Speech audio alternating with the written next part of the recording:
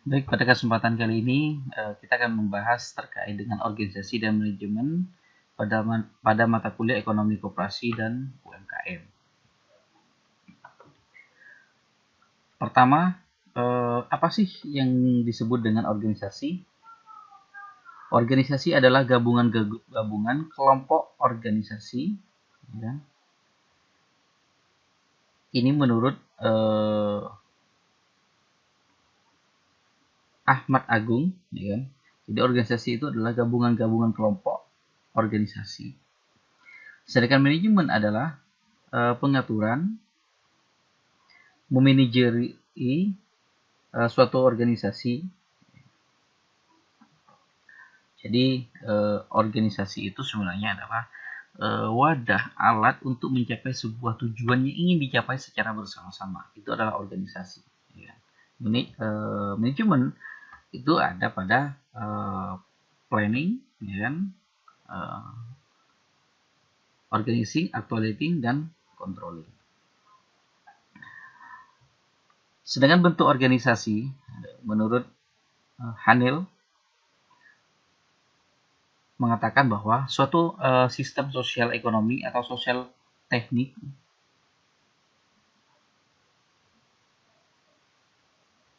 yang terbuka dan berorientasi pada tujuan.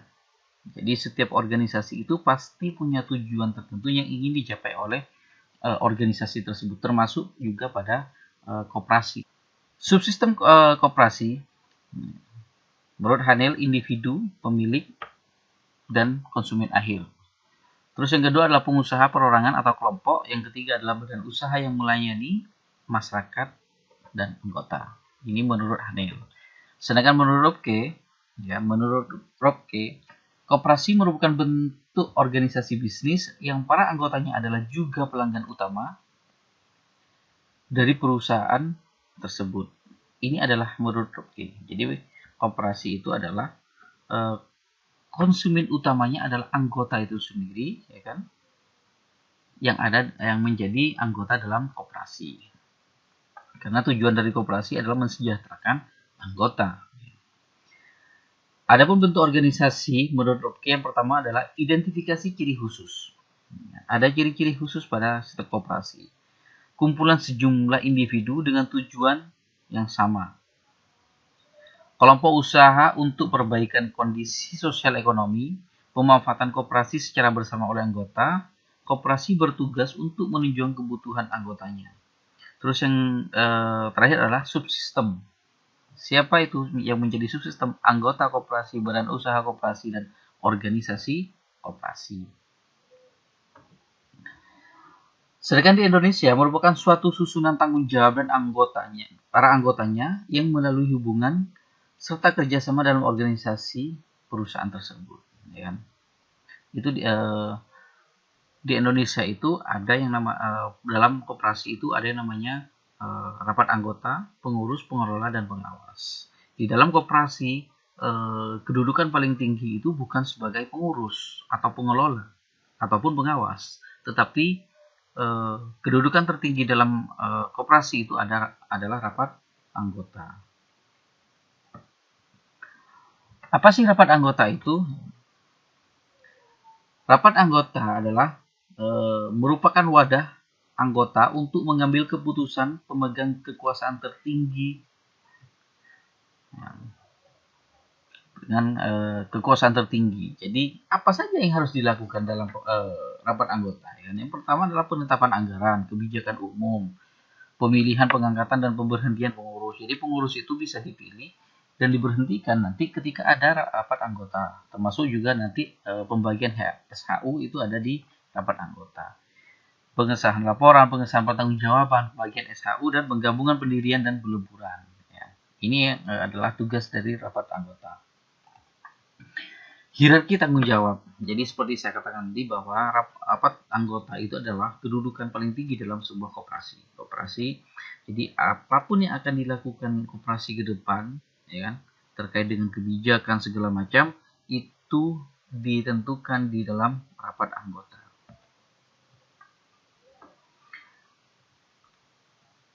memilih dan memberhentikan pengawas, memilih dan memberhentikan pengurus. Ini adalah tugas. Kenapa harus ada pengawas, harus ada pengurus? Karena untuk menjalankan sebuah koperasi. Pengurus ya, adalah pihak yang bertanggung jawab mengurusi koperasi. Pihak yang bertanggung jawab terkait dengan berjalannya organisasi itu tersebut. Tugas dari pengurus adalah yang pertama mengelola koperasi dan usahanya, mengajukan rancangan kerja, budget dan belanja koperasi, menyelenggarakan rapat anggota, mengajukan laporan keuangan dan pertanggungjawaban, maintain daftar anggota dan pengurus. Sedangkan wewenang dari pengurus itu yang pertama adalah mewakili koperasi di dalam dan luar pengadilan. Ini wewenangnya. Terus meningkatkan peran koperasi. Ini adalah peran wewenang dari pengurus. Ya kan? Ada wewenangnya, ada pelaporannya, ya kan? Rapat anggota. Sedangkan untuk pengelola adalah pihak yang mengelola berjalannya sebuah koperasi. Ya kan? Siapa yang mengelola itu? Pengelola itu adalah karyawan yang diberikan kuasa atau wewenang oleh pengurus. Terus yang kedua, untuk mengembangkan usaha dan efisiensi dan siapa tadi itu pengelola? Pengelola adalah karyawan atau pegawai yang diberikan kuasa dan wewenang oleh pengurus. Yang kedua adalah untuk mengembangkan usaha dengan efisien dan profesional. Yang keempat, hubungannya dengan pengurus bersifat kontrak kerja, tidak ada hubungan-hubungan yang lain di luar kontrak kerja. Terus yang keempat adalah diangkat dan diberhentikan oleh pengurus. Jadi keberlanjutan dari pengelola ini adalah semuanya ada di pengurus, bukan di anggota atau di RAT, tapi di pengurus. Pengawas ya, adalah perangkat organisasi yang dipilih dari anggota dan diberi mandat untuk melakukan pengawasan terhadap jalannya organisasi dan usaha koperasi. Jadi pengawas ini harus adalah anggota dari organisasi koperasi tersebut. Jadi tidak boleh di luar itu. Ya. Kenapa? Karena ini sudah diatur Undang-Undang nomor 25 tahun 1992 pasal 39, bertugas untuk melakukan pengawasan kebijakan dan pengelolaan koperasi, berwenang untuk meneliti catatan yang ada dan mendapatkan segala keterangan yang diberlakukan. Ini adalah pola manajemen, rapat anggota. Ya. Ini rapat anggota adalah kedudukan yang paling tinggi dalam sebuah koperasi. Setelah itu ada pengurus, ada pengawas, dan selanjutnya ada pengelola. Anggota koperasi di Indonesia itu diatur dalam Undang-Undang nomor 25 tahun 92 pasal 17 sampai 20. Siapa yang menjadi anggota koperasi adalah orang-orang. Jadi orang per orang. Ya. Siapa? Ya kita sebagai warga negara Indonesia. Terus yang kedua adalah badan hukum koperasi. Apakah warga negara asing boleh menjadi anggota koperasi? Tidak boleh, karena koperasi itu hanya untuk warga negara Indonesia saja. Kewajiban para anggota meliputi yang pertama, mengamalkan asas, landas, dan sendi koperasi. Menghadiri dan aktif dalam rapat anggota, melunasi simpanan yang telah ditentukan, aktif dalam proses usaha koperasi, mengikuti pendidikan yang diadakan tentang perkoperasian. Selanjutnya, kewajiban bersama atas kerugian yang diderita. Jadi adanya kerugian, adanya keuntungan, maka harus ditanggung secara bersama-sama. Hak para anggota yang meliputi yang pertama menghadiri RAT. Yang kedua memilih dan dipilih menjadi anggota pengurus atau badan penasihat. Selanjutnya mendapatkan pelayanan yang sama, melakukan pengawasan jalannya koperasi, menerima bagian HSAU, mengumpulkan pendapat, saran dan dalam rapat, menuntut diadakannya RA berdasarkan ADART. Jadi anggota koperasi itu punya kedudukan yang paling tinggi, bukan yang paling tinggi, yang tinggi, karena semuanya ditentukan oleh anggota. Nanti di mana? Di rapat tahunan anggota. Terus yang kedua, berhenti atau diberhentikan sebagai anggota. Yang pertama adalah meminta berhenti atas kemauan sendiri. Jadi meminta berhenti atas kemauan sendiri. Yang kedua adalah meninggal dunia. Terus yang ketiga diberhentikan oleh pengurus karena tidak lagi memenuhi syarat keanggotaan koperasi, merugikan koperasi, misalnya tidak bayar simpanan pinjaman. Nah, itu kan sudah merugikan koperasi, maka dengan berbagai syarat harus diberhentikan. Rapat anggota itu diatur dalam Undang-Undang Nomor 25 Tahun 92 Pasal 22. Yang pertama, rapat anggota merupakan pemegang kekuasaan tertinggi dalam koperasi. Rapat anggota dihadiri oleh anggota yang pelaksananya diatur dalam anggaran dasar. Rapat anggota menetapkan yang pertama adalah anggaran dasar dan anggaran rumah tangga. Jadi walaupun kita saat ini sudah ada ADRT-nya, maka tetap kita karena ADRT kan bisa dirubah. Maka untuk menetapkan untuk kedepannya seperti apa ADRT, maka ditetapkan di dalam rapat anggota. Kebijaksanaan umum koperasi, pemilihan, pengangkatan, dan perhentian pengurus badan pemeriksa, dewan penasihat dan pengawas, rencana kerja, ya kan? APD koperasi dan pengesahan laporan keuangan, pengesahan pertanggungjawaban pengurus, pembagian sisa hasil usaha penggabungan, peleburan pendirian dan pembubaran koperasi. Jadi ini semuanya seperti yang saya katakan tadi di atas, saya sampaikan di atas bahwa anggota itu mempunyai hal yang istimewa di dalam koperasi, karena anggota itu bisa menentukan keberlanjutan koperasi nanti di rapat tahunan. Ini seperti tadi, kalau ini sudah masuk dalam undang-undangnya ya. Kalau tadi saya menjelaskan pengurus itu apa dan tugasnya apa, wewenangnya apa. Kalau ini undang-undangnya nomor pasal 29 ayat 2 Undang-Undang nomor 25 tahun 92 menyebutkan pengurus merupakan pemegang kuasa rapat anggota. Jadi rapat anggota itu mau diadakan kapan dan dilaksanakan di mana, itu adalah pengurus yang menentukan.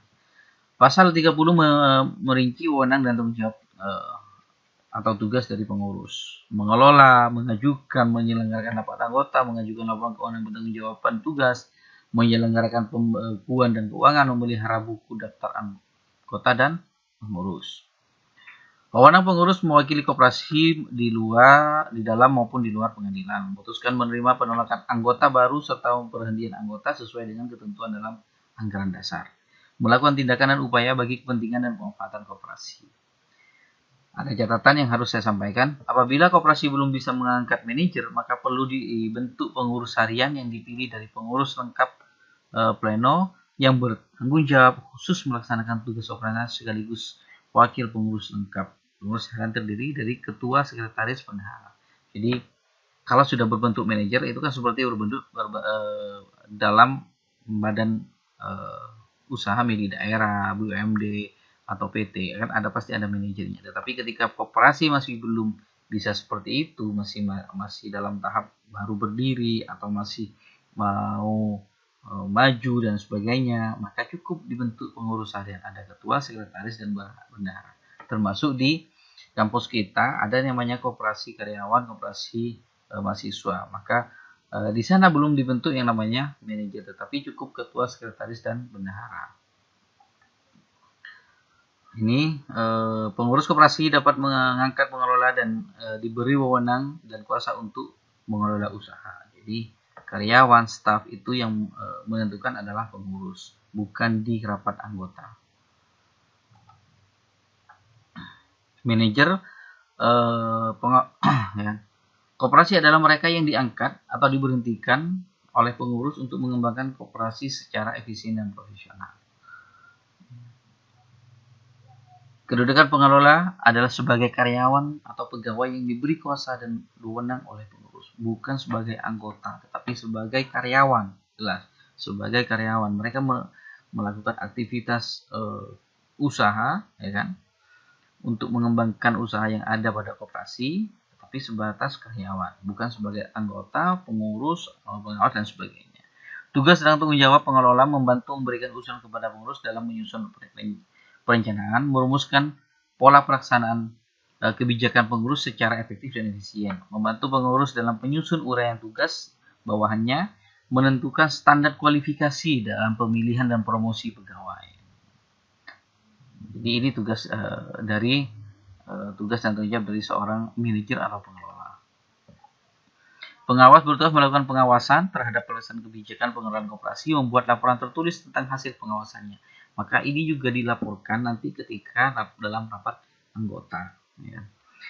Hasil dari pengawasan itu tidak hanya sebatas untuk pengurus saja, tetapi anggota juga harus tahu, ya kan, apa saja yang sudah dikerjakan selama 1 tahun itu, hasil pengawasannya seperti apa, apakah ada kekurangan atau ada penyelewengan atau tidak, maka harus dilaporkan. Pengawas berwenang meneliti catatan yang ada pada koperasi, mendapatkan segala keterangan yang diperlukan.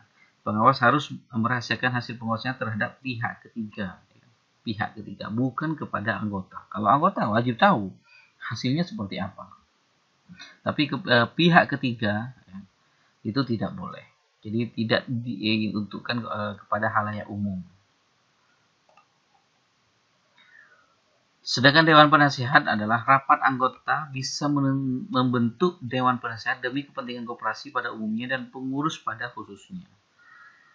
Dewan Penasehat tidak menerima gaji, tetapi hanya honor yang diusulkan oleh pengurus dan disetujui oleh rapat anggota. Selain itu juga tidak mendapatkan bagian SHU, tapi hak suara baik dalam rapat anggota maupun rapat anggota tahunan. Jadi itu bedanya. Ini saja yang dapat saya sampaikan untuk materi kali ini. Semoga bermanfaat. Terima kasih. Assalamualaikum warahmatullahi wabarakatuh.